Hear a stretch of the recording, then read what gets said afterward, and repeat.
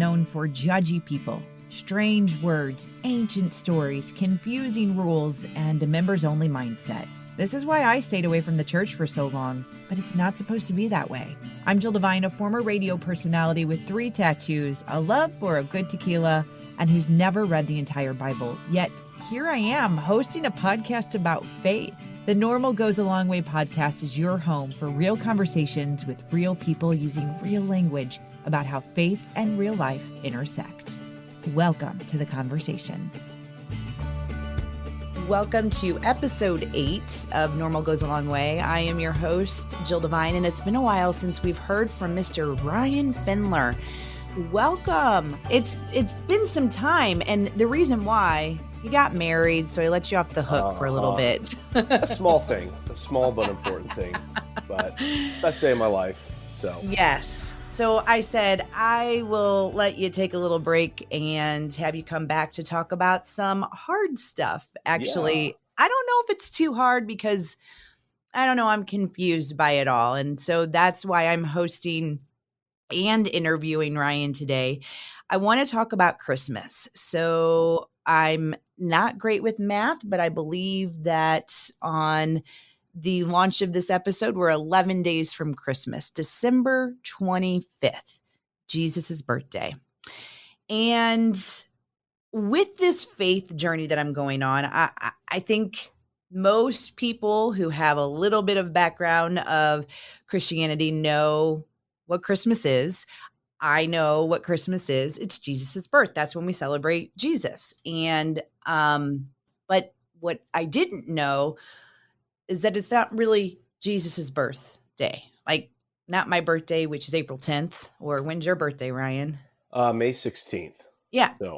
So now you know I expect a good gift. Yeah, exactly. Same.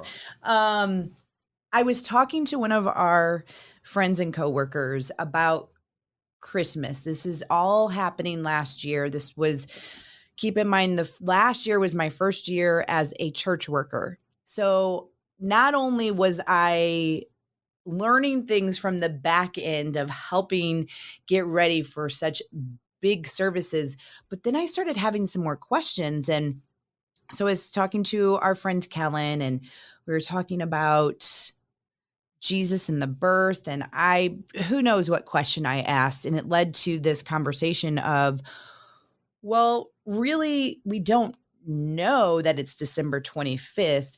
That's his birthday. That's just what we've chosen. And I'm like, what are you talking about? And it really thoroughly confused me. And so I thought, I'm bringing Ryan on for this one. He's going to break it down for me. So I thought that this episode could be kind of dedicated to myths, legends, things that maybe the average Joe doesn't know about Christmas. And can we start with that whole Christmas date, December 25th? That's not Jesus's birthday, or is it? Yes. So that's a great question. And I'm really glad I'm doing this episode. You know, when I was a teenager, I was Mr. Christmas, like listening to Christmas music November 1st, you know. Oh. And I'm starting to get back into the spirit of Christmas now that I'm, you know, starting a family and everything. So this is the perfect episode to get back into for me. Good. And so your question was, is Jesus' birthday December 25th? And you were talking to our coworker. And the reality is, it might not have been, and it might have been December 25th. Oh, great. Yes. So where do we get that December 25th date from? And really, let's address what a lot of people might be saying now, which is some people like to say that Christmas, December 25th, that was just a pagan holiday that we stole from the Romans, and it's not really a Christian date. And there's this attitude around it that it's like a pagan celebration in disguise. Are you familiar with that book, the Dan Brown books, the Da Vinci Code? You ever seen those or read those at all? I know of them, but I've never read it, never saw the movies, none of it. I would say that's kind of a book or a movie. If you watch the movie, I didn't read the book, I just watched the movie, but that's what really kind of popularized it amongst, you know, teenagers in high school looking to go against the grain. They're like, see, you know, I watched this movie And it says this stuff about Christmas Day maybe having some weird origins, and so that means Christmas isn't really Christian. That's what we're going to start off with addressing. There are kind of these accusations that Christmas Day was a stolen Roman holiday inspired by this celebration called Saturnalia, which was the celebration of the god Saturn, kind of started around December 17th, went through about Christmas Eve. Some people even say, this is where you see diverging thoughts. There are some people who say we stole it from the holiday Saturnalia, and then there are others who say we stole it as the birthday of this Roman god Mithras. So there's already a discrepancy there. Saturnalia is just one of many midwinter festivals. Now, there's about 4 days before Christmas, we celebrate, or we have this thing on the calendar you'll see called the winter solstice. And that was a part of the year that was celebrated by cultures around the world. Cultures globally had midwinter festivals. You had, of course, the Saturnalia in Rome. In China, you had a holiday called Dongzhi. By the way, I'm about to butcher some cultural words, so please forgive me if I mispronounce these. The Chinese celebrate a holiday called Dongzhi. Iranians in Iran, they celebrated a holiday called Shabe Yalda. And then even Christmas itself, up until about the 11th or 12th century, it was actually called Midwinter in England. And so this is not an uncommon time to celebrate something in cultures around the world. This isn't just a stolen day that we took from the Romans. It's something that, continents, halfway across the world were celebrating midwinter festivals. And so what you'll see in these midwinter festivals is this common theme of the celebration of the coming of light. Midwinter, the winter solstice, that's what we call it now. That is the darkest time of the year. And amidst that darkness, the people celebrated the coming of light. Think of it kind of, if you were to think of these midwinter festivals, it was a way of saying that even when the darkness is at its strongest, we know that the light will come, and we're celebrating. You could say the rebirth of the sun. You could say you're celebrating the return of sunlight after the solstice. But it's a way of saying that even when the darkness is at its strongest, we know that the light will come. And to Christians, that's exactly who Jesus was. Mm-hmm. Jesus referred to himself as the light in whom there is no darkness. And so to these early Christians, Jesus was really what these global cultures all longed for in these celebrations. They could have pointed to this midwinter time and said, oh, for so long we've been celebrating the coming of light. Well, this is the true fruition of that celebration. We're celebrating the true light that came into the darkness of the world. And so there's that angle to it, right? But then you could toss that out, because the truth is, I think a better argument for December 25th all revolves around symmetry. But these rabbis and early church fathers believed in a symmetry to great events. So they taught at one time that Abraham was born on the same date as the creation of the world, because they liked that idea of symmetry. And so that ideology was kind of adopted by early Christian fathers, and they thought, okay, Jesus died the same day he was incarnated, i.e., Jesus died on the cross the same date that he was conceived. What? It's just this. That's kind of a common thing that they did, especially they would do this to major prophets. They would do this to major religious figures. There was this idea that, a prophet dies or a major religious figure dies the same day they were conceived. They narrowed down the date of Jesus' death. They believed it to be March 25th. And therefore they said, okay, if he died on March 25th, he was conceived March 25th. And what's 9 months after March 25th? December 25th. Exactly. You're so smart. Exactly. I try. But that's really where the December 25th day comes from. It doesn't even necessarily come from those winter solstice holidays. It comes from what's 9 months after the date of Jesus's perceived conception, December 25th. Okay, that's where we get it from. So that's just an interesting little fact there that even I didn't really know until recently. I think you're taught nowadays that Christians took these pagan holidays and repurposed them. But really, when you dig into the history of it, there's a uniquely Christian history to the celebration of Christmas.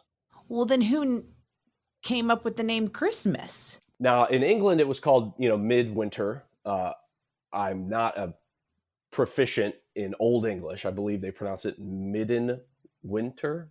That turned into Christen Mas. It's basically a combination of two Latin words, the Latin word for Christ and the Latin word for Mass.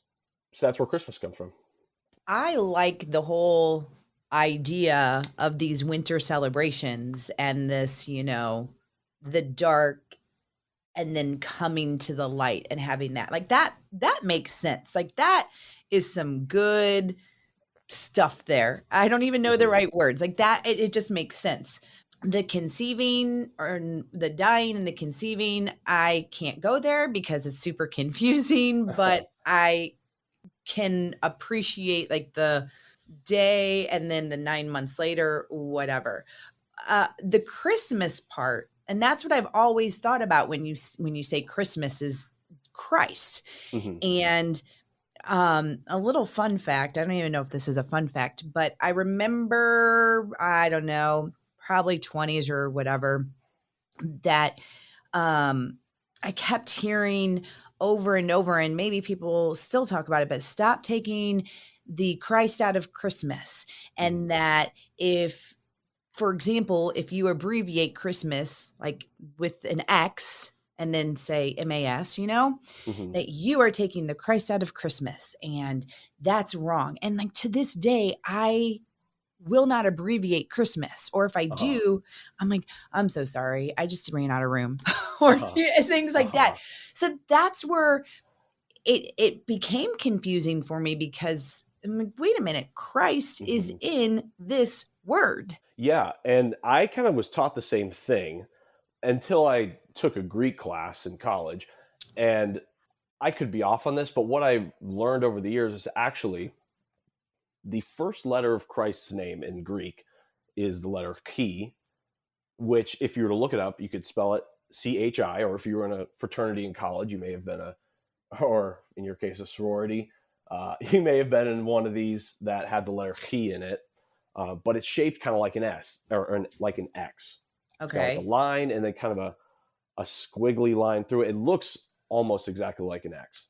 And so that was the first letter of Christos, which was the Greek name for Christ. And so really, there's even a Christian meaning behind that X in Xmas. At least that's the way I see it. I also think that some people like getting their panties in a wad about a lot of nothing. Thank goodness the Starbucks cup controversy is over. I was kind of getting exhausted with that for the past 5 years. So you're saying it's okay for me to abbreviate it and not have to pray to God because I put an X there instead? Is that what I'm getting? I think so. I think, if you do it with what I just told you in mind, I'm sure you're going to be all right. Okay, so we are celebrating Christ's birthday, or we're not celebrating Christ's birthday on December 25th? We are celebrating Christ's birthday, which could have been December 25th and could have been another time of the year. So, really, it just comes from those traditions we talked about earlier. And to me, no one else has come up with a better date. And so until someone comes up with a better date, until someone can find, Mary's planner or her little diary and the date that she wrote for, until someone finds that, I think we'll stick with December 25th. I'd like to see that person who tries to do that and tries to rework this entire thing. Good luck. One thing I do want to bring up too is Advent.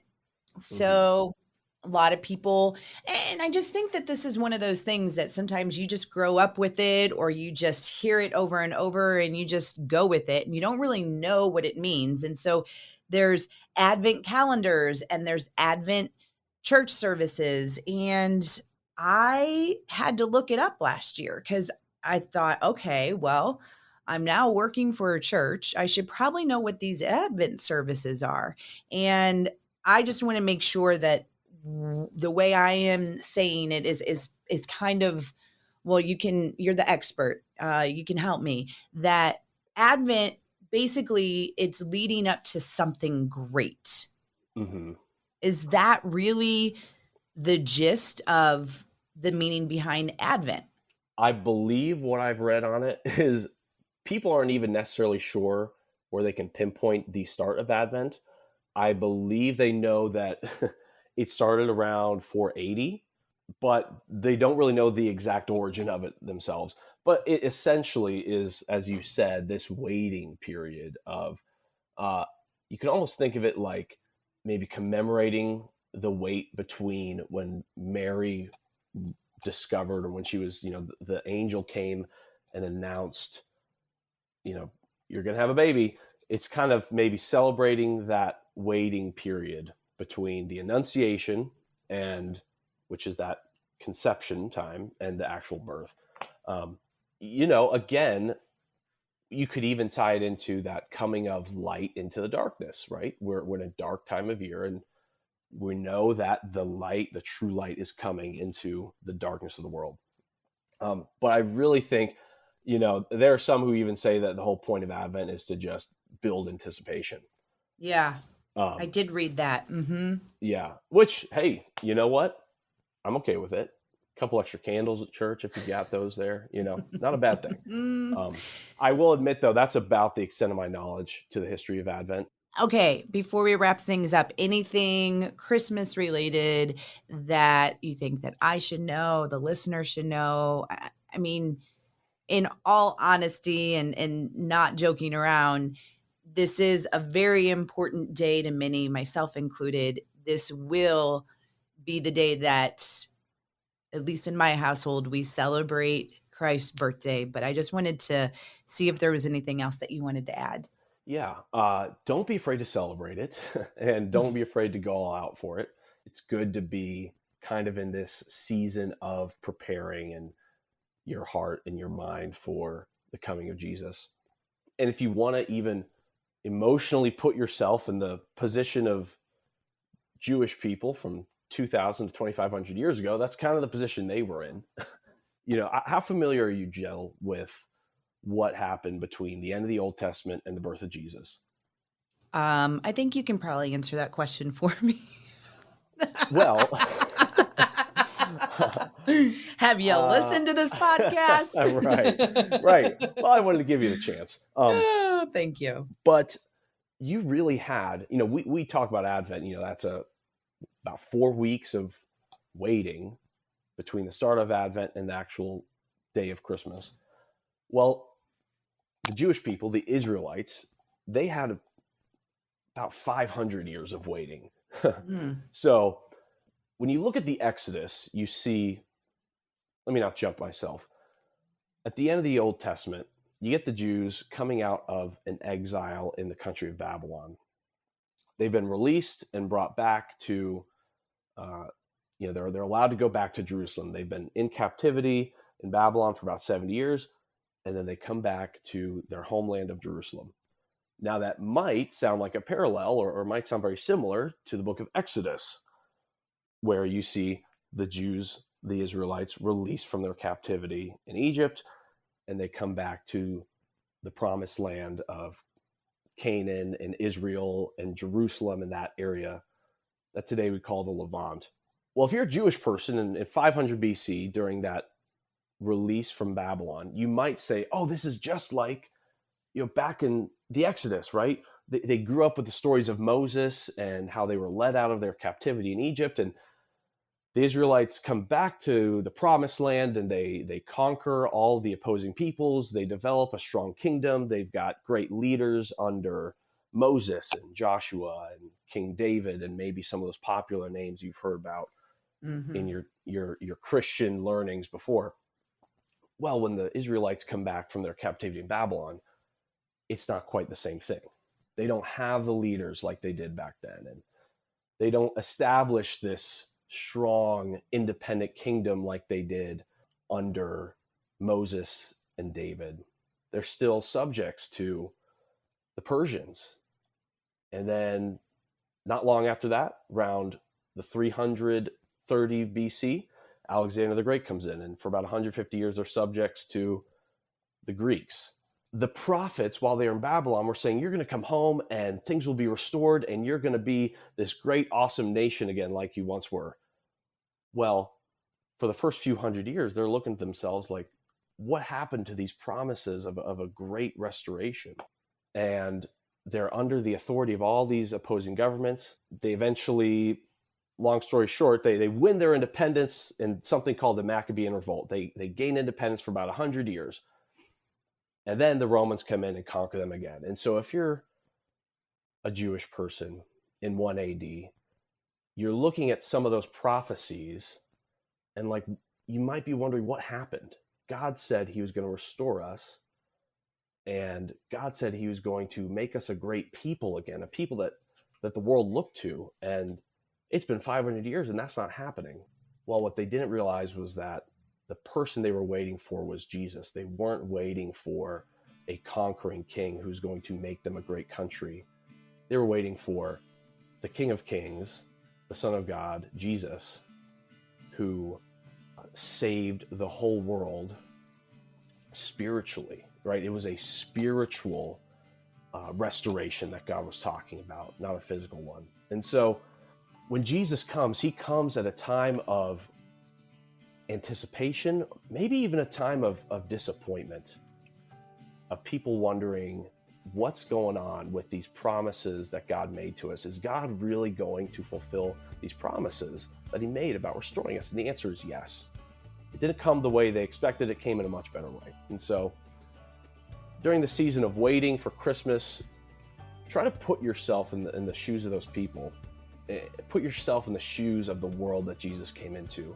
I think it's a great way of understanding the power of what his birth, his ministry, and his death and his resurrection. It's a great way of understanding what all of that meant. That's the reminder we need. So I'm glad you said that. And I'm glad that you brought that up, because beyond Christmas, there's always things that we're longing for. We're like, why aren't you showing up? And we definitely don't know how to be patient. So, yeah, good reminder there. Mm-hmm. All right. What's your one thing that you want for Christmas this year besides celebrating the wonderful birth of Jesus Christ? You know, I got married and became an uncle in the span of a week. And so I have yet to meet my little nephew, Ezra, but I get to meet him this Christmas. I'm excited for that. So getting ready to and looking forward to holding a little baby in my arms, my brother's son. So that's going to be exciting. What about you, Jill? Oh, well, thanks for asking. I just want to be present and patient. It can be very difficult sometimes when you have a bunch of different places to go, and with my daughters being little, and every month I write a new intention down for the month, and my intention: be present, see it through the girls' eyes, be patient. And so that's what I want to do for Christmas. That's what I want. I don't think Christmas is as magical as it is when you're your daughter's age. And so if I could go back to those days of Christmas, man, I would in a heartbeat. So seeing it through their eyes is just, it's insane. It really, truly is. It's so cool. So all of the meltdowns in between, I just need to just stop and think about what they're seeing and what they're taking in. So that's what I hope for Christmas. And I appreciate you coming on, and I can't wait for you to get back into the swing of things. Now that you're a married man, you're not off the hook anymore. It's good to be back.